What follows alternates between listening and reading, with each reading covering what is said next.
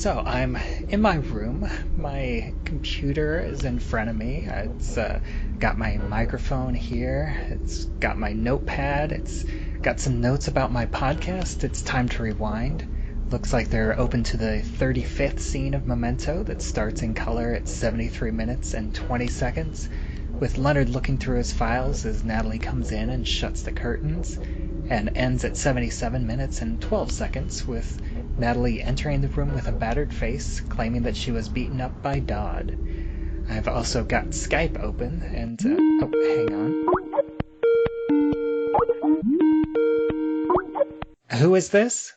Bubbawheat, it's Eric, your co-host, the Color Minutes co-host. Oh, of course, I seem to have forgotten. And who are you? Well, I can say whatever I want, and we'll still be podcasters, or maybe even lovers. I'm Sean Jordan, and thank you for having me back. It's good to have you back. It's good to be back, and this was like the first time seeing the film. Like, this is one of the scenes that like kind of made my eyes open really wide in terms of like, wow, what's going on? What are these characters doing? Or what's the deal with this Natalie person? Yeah, this really is the scene that makes the audience basically turn 180 degrees on Natalie. Because up until now, other than an occasional dig here and there, she seems like she's been a genuine friend to Leonard that's been kind to him and helpful. And, she will, I forget the exact wording, she will help you. If she has also lost someone, she will help you out of pity. Yeah, out of pity. And that's all we really know about Natalie. And then this scene just completely paints her in a totally different light. Almost to the point as painting her as like a manipulative villain, or at the very least, like I called her last week, more like a sly survivor. Mm-hmm. But just say, the kind of survivor that, I'm going to do what is best for me and sort of, everyone else, forget, what this does to anyone around me. I'm just looking out for number one. Mm-hmm. And I think it's interesting, like whenever you watch this a second time, because the first time you're wondering like, what is going on? Like, what is she doing? But then whenever you're watching this again for the second time, it's like she comes in and she has this entire thing fully planned out in her head from as soon as she walks in the door. She is like, I am going through A, B, C, and D. I'm going to get him riled up. I'm going to get him to smack me around. And then I'm going to leave and come back and get him to go after Dodd. Like, this is fully set in her mind from the get-go. Yeah, she comes in, she closes the curtains, she grabs the pens immediately and puts them in her bag. She has thought out point for point exactly what she is going to do here. Yeah, and this is really contrast to in terms of, the audience, who do we trust and, who do we think might be honestly dealing with Leonard. Kind of a contrast, the first section that I was with you, one of the things was Teddy offering a pen to Leonard. And I guess, kind of also the last section, Natalie gives a pen, so he can make a note. But then, like, this is the opposite of that. This is, she's gathering up all the pens specifically so that Leonard cannot, won't have them, which is the opposite of what, Teddy usually does. Yeah, it's like she is specifically preventing, like she's specifically taking away his memory, because his memory is writing stuff down, and she's taking away his ability to remember what happens in this scene. Yeah, and we're not only are we now seeing who Natalie is, but it's a really good bit of acting by Carrie-Anne Moss, because she's acting so differently. Until this point in the movie, although there's something about her that maybe you're not quite sure sits right, but on the whole, she seems kind to him. She's nice to him. She is just a complete 180 here. She's angry at him. She's mean to him. She's in a very aggressive tone. Her body language is very different. She's worked up. She's not interested in hearing, the crap about his condition. it's just a totally different light we're seeing this character than we have been until this point in the movie. Yeah, it's almost like, in a way, it feel there's especially some moments it's like, a cat stalking her prey. She is playing with her victim, and especially like, she's swearing at him, she's getting him riled up, and then she has the moment, towards the end of this where she just like she goes into this smooth, slow, almost seductive, as she's like slowly circling him and talking quietly in order to just get that final dig that pushes him over the edge. Yeah, and I believe her. She says she's saying things that she knows he's not going to remember, but she just is just saying them to be mean. And I think some of that is to kind of work this plan that she wants to get him angry enough to strike her, so that then she can leave and come back and kind of play up that, this Dodd character beat me up and you go get him for me. But I also get the impression that some of it is just she likes saying mean things to people. And this is like the perfect situation where like, I can just be mean to you and then you're going to come back, almost like a puppy. You're just going to come back and you lick my hand and be friendly and we'll have forgotten all about it. But I'll remember it. I'll know that I was mean to you. Yeah, but I think there's is a little bit more to it than that as well, because I do think that this in a way that this is a way for Natalie to release or to point her anger towards Leonard, because she knows that Leonard was involved with Jimmy's death. And so I think that a lot of this anger is real. This is real anger that the character Natalie feels towards Leonard specifically and his part in what happened. And she is enjoying the chance to let this all out and not have any repercussions to it. And in fact, like, have good repercussions, have something good for her to come out of all this. Yeah, and that's a good point. And it's good to remember, because I know I lose track of time, which which is, I guess, kind of par for the course, on theme for this film. But I forget that this is the next day. It isn't just Jimmy went off to do this deal and then some stranger showed up in his car in his suit. It's that, Jimmy's been missing overnight, even if they haven't. Although, yeah, I'm kind of wondering, like, does she know where the deal was, she knows Jimmy went to meet some Teddy guy. If she knows where, would they have gone to that location and found the body? So, at the very best, all she knows is Jimmy's been gone overnight. So probably something bad happened to him, or at the worst, they actually, someone actually went to that location. If someone else knew where that meet was supposed to happen, if someone went there and saw the body, and so that knows. So they either, she either thinks he's dead or knows for sure that he's dead, but it's definitely more serious than he's just been missing a couple hours, that it is the next day. So yeah, and then I guess we kind of got the confirmation from both her and Teddy that they weren't just in business together. They weren't just kind of in the drug dealing racket together, that they were romantically or emotionally involved. So I guess so. Yeah, she does kind of have reason to not be the best of friends with Leonard, but still, she's not a nice person. She uses the word freak about 3 or 4 times in this couple of minutes here, where she really brings the hammer down on him, and it's very interesting that that's the word that they chose to go with when putting the script together. She says freak several times, and then she uses the R word a couple times. Yes. Yeah, the R word. So to me, freak, it's like, she could call him, a moron or an idiot or something like that. But to me, freak is like, it's like another level. It's sort of, it's not just saying that you're abnormal. Calling someone a freak is like kind of almost a higher level to me of, there's something really, really wrong with you. You don't belong in society. You're really different in a bad way, and it's so she finds a word that she feels really sticks the knife into him, and so she's just going to use it over and over again. Yeah, well, and not just going after Leonard, but then going after, his poor sainted, martyred wife. Right. That kind of crosses the line. Yeah.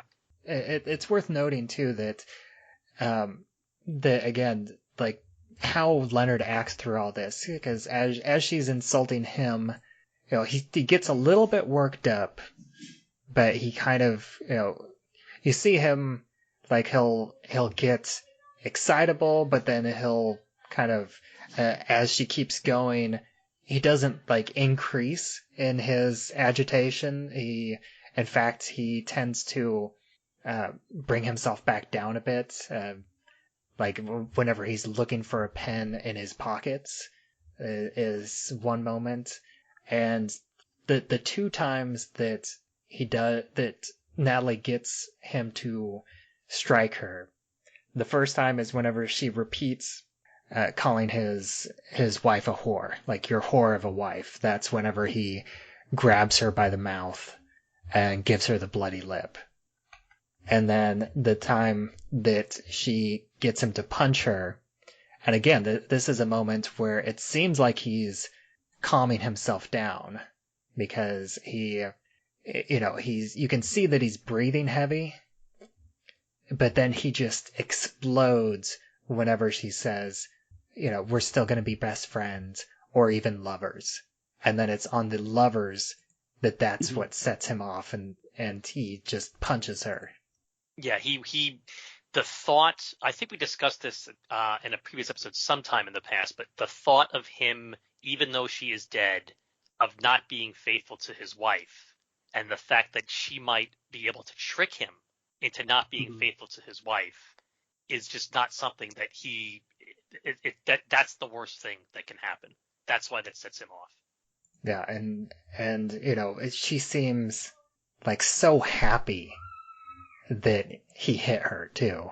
Yeah. It's almost like that superhero moment, like whenever you have a fight of someone that's or like the super villain moment where the hero thinks that they have the upper hand and they've given the villain a beat down, and then the villain is like, this is not even my true form, or this isn't even my final form, and they smile and wipe off the blood, and then end up being even more powerful. It has almost that kind of vibe to it, as she she's just smiles and then casually goes outside and into the car and waits for his memory to reset.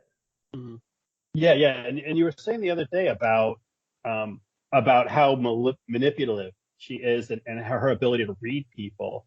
That's something different. That she can, insult Leonard, and then he's going to forget about it, and then they can be friends, and in 15 minutes or the next day or whatever.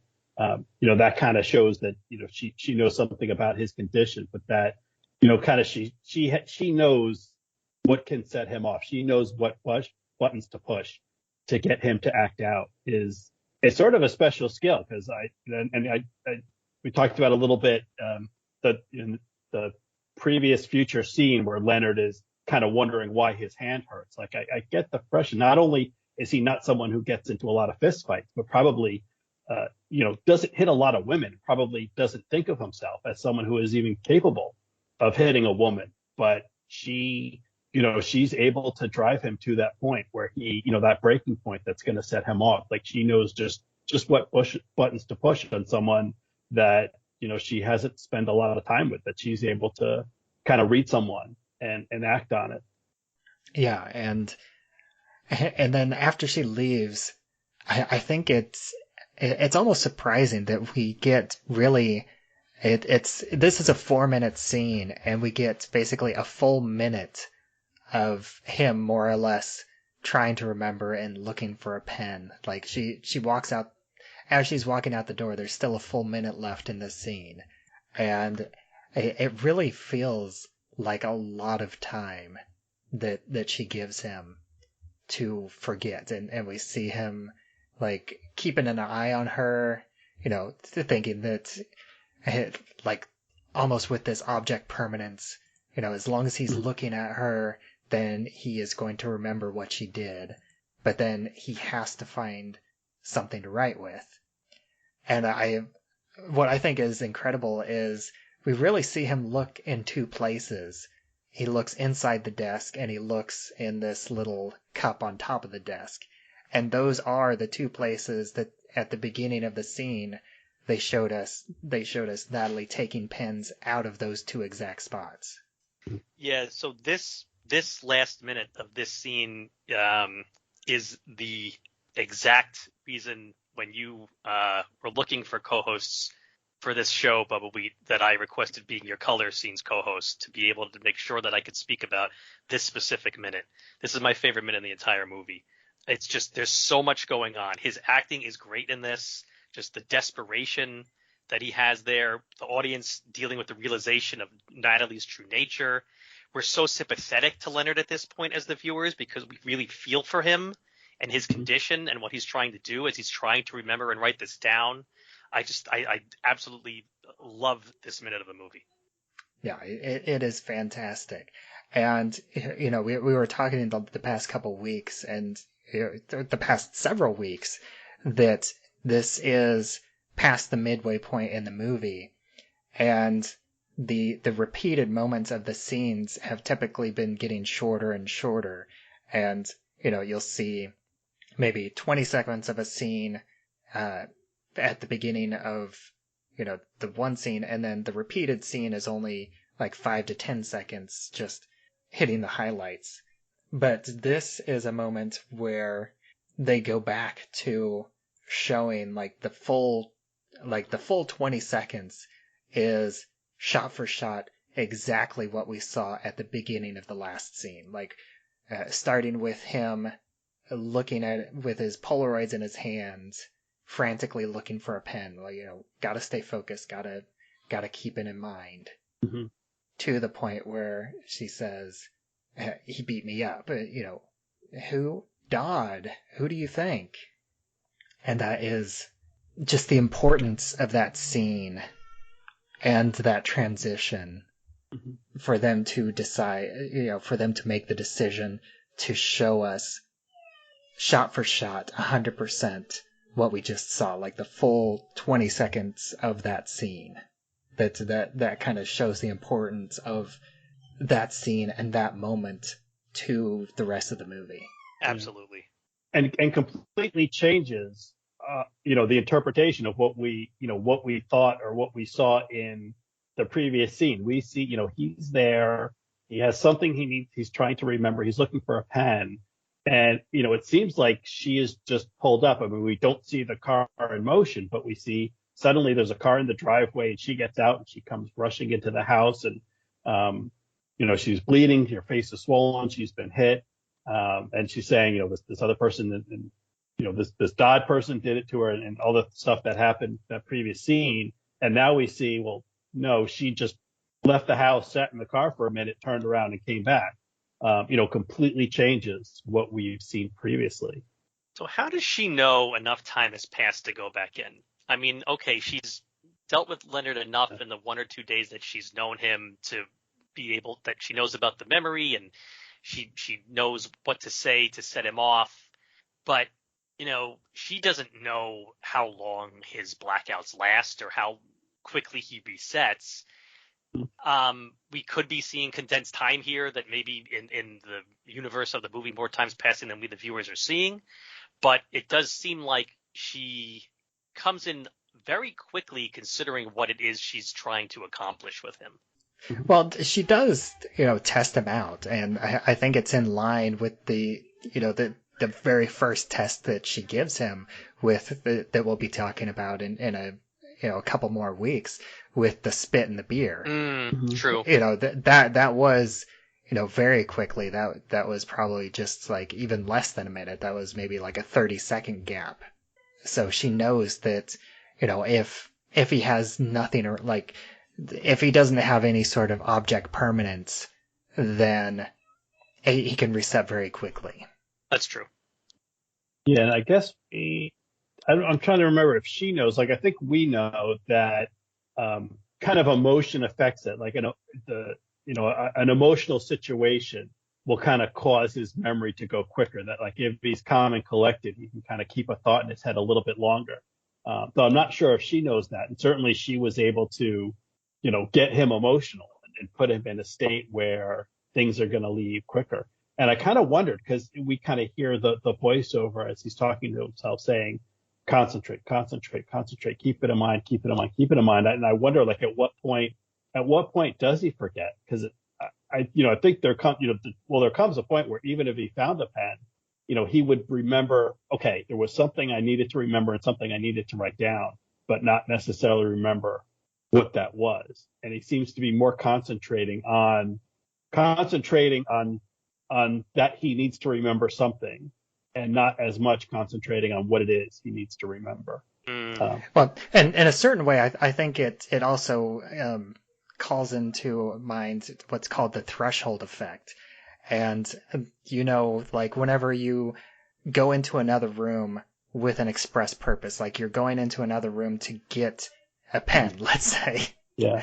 And then whenever you walk through the door, you forget what you went in the room for. Yeah. And that is, that is something that a lot of us have dealt with. And that is kind of a similar situation. And the way that the movie presents it is it's the slamming of the car door. Yeah. Mm-hmm. That is the trigger. He hears that, he looks up, and then it's like that takes his focus away from what he's doing. And it presents him with what seems like a new situation. He looks up and he sees the car, he sees Natalie, and then as soon as he hears that and he sees that, that is the trigger that brings him, as I mean, the listeners haven't heard this yet, but I like the way that Stephen Tobolowsky presents it as, you're being born anew. Mm-hmm. Yeah, that's sort of the reset point.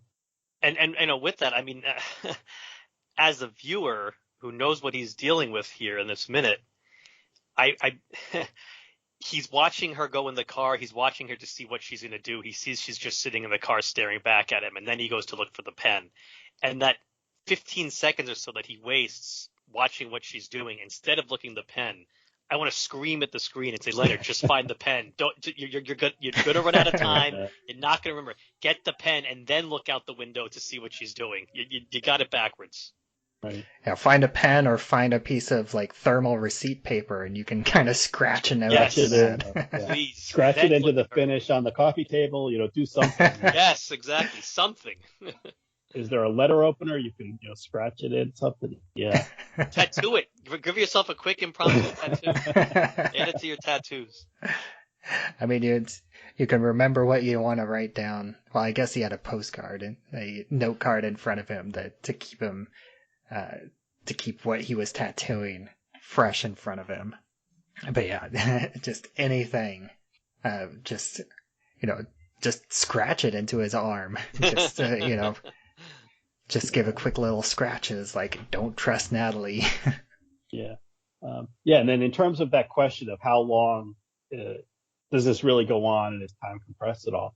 One of the things we see, in addition to looking kind of looking towards the house and looking at Leonard, she also, Natalie checks herself out in the rearview mirror in the car to see the kind of the bruise on her cheek where she's punched. Like, watch that kind of turn black and blue, and as that starts to swell up. And that also, it's kind of an indication of the passage of time. Like, she's much more bruised.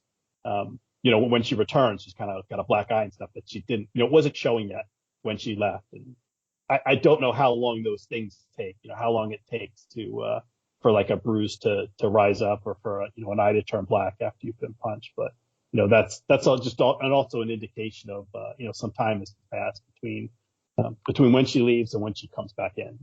We have this reset. Yeah, and I do think that the blood does seem like it doesn't seem quite as fresh. It seems like it's had a few minutes to dry to where it's sticky, and she purposefully, of course, didn't wipe it off because, for the effect of it. Yeah. Well, one of the things I wanted to kind of go back to something I was wondering about, we were talking about the previous section with Leonard and Tenny in the car, is does she know where Jimmy would usually carry money when he was going out to a deal, and does she go over to the car and try to open up the trunk because as we see Teddy gets in, so we know that the car is unlocked. And I don't know, not familiar with Jaguar or this particular model. I'm assuming there was some kind of remote release for the trunk that if you could get into the kind of cabin space, you can pop the trunk open. And kind of wondered, and we don't see it, but is there at some point while Leonard's looking away, scrounging for a pen, did she or could she kind of wander over to the car and kind of check out to see if if the money's still in the car? Yeah, I am. That is just an unanswered question because I feel like if she had gotten the money, then she would have just been done with Leonard and would have just kind of sent him on his way. Yeah. Just wondering. It's not something that comes up in the film. We don't know. Like, does Teddy get it at some point? Did Natalie was Natalie able to get it, or as you posited, is Leonard just going to be driving down the road and then at some future point he's going to have some other reason to go in the trunk and he'll be surprised by this a bag of money and an unloaded revolver and not have any idea how they got there. Yeah, it's definitely one of those unanswerable questions. And then this has been a great scene, and there is a lot to it. But I think I don't have any other specific notes because it is really just a lot of Natalie. There's a lot at the beginning, the middle, and the end, but a lot of it is really just Natalie yelling at Leonard. So I don't have any other notes for this scene. Do either of you have anything else about this specific scene? The only one I have is that I just wanted to call out the really great facial expression Carrie-Anne Moss has when she is sitting in the car staring back at Leonard looking out at her from the house. It's a really great facial expression that says, "I've got you, freak, and there's nothing you can do about it." Just this real evil smirk, and I think it's very good. Mm-hmm. Yeah, it's that smug, self-satisfied Yep, absolutely. look. And again, like, kind of going back to how I described her as, like, a cat stalking its prey. It's like, that this is the cat with its now I forget what the phrase is, but something cat related. I think I forgot what I was going for there. But the cat that caught the canary, that's what I was going for. Okay. Yeah. I knew there was a cat related phrase. Yeah, she's definitely got that look like I've got you. You did exactly what I wanted you to do, and now I've got you exactly where I want you, and this is going to play out. Just I think this is done. Like, what I plan to do, it's as if it's already happened, and there's nothing you can do. It's inevitable, and it's just a matter of time. And we see it play out. And this is, and I guess the last thing I would say is just to reiterate, like, this is, at least for me on first viewing, like, this is a big turn. Like, certainly we've kind of gotten used to at this point of the film. We've kind of gotten used to the pacing and kind of the chronology and the way that the scenes are sort of unfolding. The color scenes are unfolding in reverse order, and we're kind of used to, kind of things, our understanding of things changing as we go into the past. But then this is like the biggest turn. That we've had up to this point, just the turn that we get from Natalie, from someone who was friendly to our hero and someone we're sympathetic to. Oh wow, this is we were set up. We've been set up, just the same way Leonard was in misunderstanding this person and being deceived. So it's a really powerful scene. Yeah. And then one last thing that I wanted to ask you, Sean, that I've been trying to remember to ask all of our guests as we've been going through this movie. I am curious what your thoughts are, because there is this connection between Sammy Jenkins and Leonard. So what are your thoughts on the theory that Leonard is Sammy Jenkins? Like, do you think that they're the same person? Do you think that that some of their history overlaps? What's your thoughts on that? Yeah.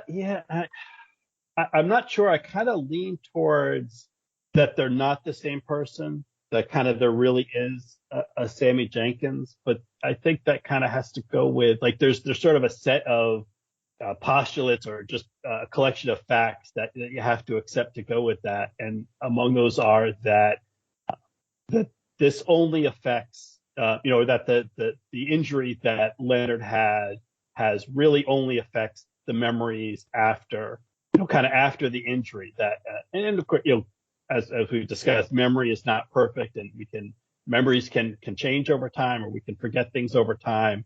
But I think something like that, his wife was diabetic. Like, that's not something he would forget. So I think that's one instance where Teddy isn't telling the truth. And so, yeah, so I think Sammy Jenkins is a separate person. I don't think that Leonard's wife was diabetic.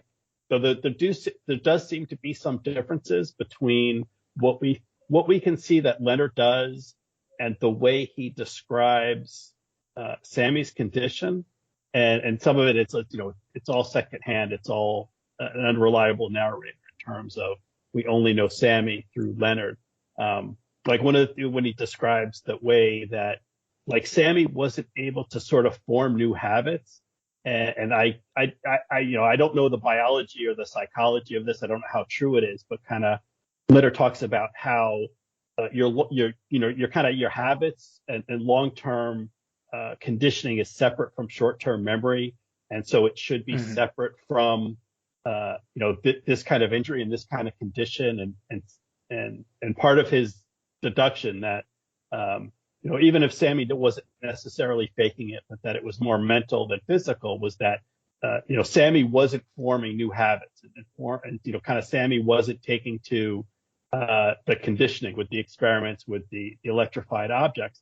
But we see Leonard remembers to carry a camera everywhere he goes. Leonard remembers that he needs to take pictures and he needs to take notes. Like, Leonard has formed a lot of new habits that would have formed after the injury. I'm assuming he's not someone who is going around taking pictures of everyone he meets and writing their name on it. That's not something he did before the injury. So, so he is forming kind of new habits, even if he isn't forming new short-term memories. So, so what we see of Leonard is different than what we see Leonard describe Sammy as, which I guess it's not concrete proof, but yeah. So I do think Sammy is a separate character. It's someone, that's the case that actually existed, although that's kind of to say, like, as a sort of an insurance investigator, you investigate someone with this really really uncommon syndrome, and something that's actually real. Like, there are real cases like this actually happens. Yeah.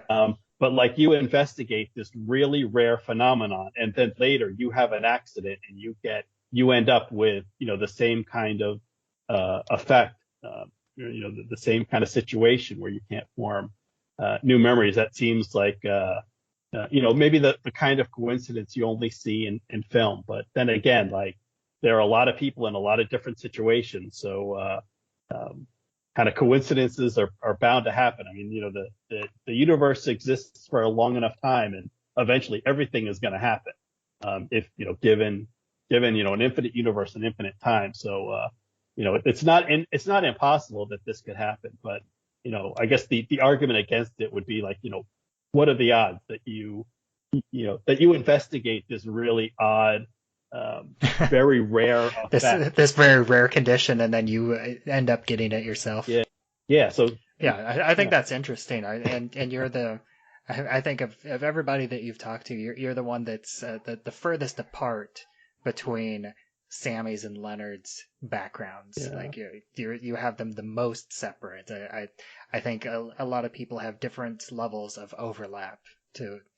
I think we had one person even say that, went so far as to say that Sammy didn't exist at all. But I think most people are on the level that Sammy is a real person, but there is some overlap into their stories, and Leonard has projected at least some of his own experiences onto Sammy's story. I think, I think I remember that we should probably be ending the show at some point, but it has been it's been a real pleasure talking with you. Yeah, it has been definitely my pleasure to be here. Thank you so much. And for one last time, for anybody that might not have heard you previously, why don't you go and let them know where else they can find you online? Well, you heard me, but you don't remember, so maybe this time you should write it down. You can use my pen. But I am Sean German from the Next Scene podcast at nextscenepod.com. I previously covered Groundhog Day 1 minute at a time at groundhogminute.com. I also did This is Spinal Tap 1 minute at a time over at spinaltapminute.com, and all my podcasting stuff. And I've got some other hobbies that I document online, and you can find that on my main site, which is catandshawn.org, cat as in C-A-T, the animal, and Sean, S-E-A-N, catandshawn.org. So yeah, please check it out. And again, thank you, Bubbawheat, and thank you, Eric, for having me. This has been a lot of fun. Yeah, and thank you, as always, Eric, for joining me as my co-host for this entire season. I just hope I remember it all when we're done. And one other thing that I remember, I don't know if you two have mentioned it before, but I noticed that, I've got two Germans here with me. Yes. Going back many, many years, Sean was actually the very first guest we had on one of my previous podcasts, Flash Gordon Minute. And as I said all the way back then, no nepotism was involved in that choice. No, and well, Ian, I'm not the real German, because, of course, if I was German, I would be Deutsch, because that's how they say German in German. So you know which one of us is the imposter. And as always, I am your host, Bubbawheat, and you can find me on Twitter, where I'm at Bubbawheat. And you can find this show, It's Time to Rewind, on any podcatcher available out there, as well as we're on Spotify for podcasters. And we also have a Facebook group, It's Time to Rewind, a time loop group, and you can join that to discuss the episodes as they come out, as well as have discussions about other time loop movies and stories and TV episodes. And one thing that I tend to forget to promote, but I just remembered, is I also helped build a Movies by Minutes wiki that has a lot of information about all the other Movies by Minutes podcasts and, other scene by scene and 5 minute at a time podcasts. And you can find that at moviesbyminutes.fandom.com. And I've been trying to, get that as robust as possible. You can search by, you can see all the movies that have been covered. You can look at all the podcasts by their names, and I'm currently building pages for each podcaster, so you can search for each podcaster and see what shows they've hosted and what shows they've guested on. At least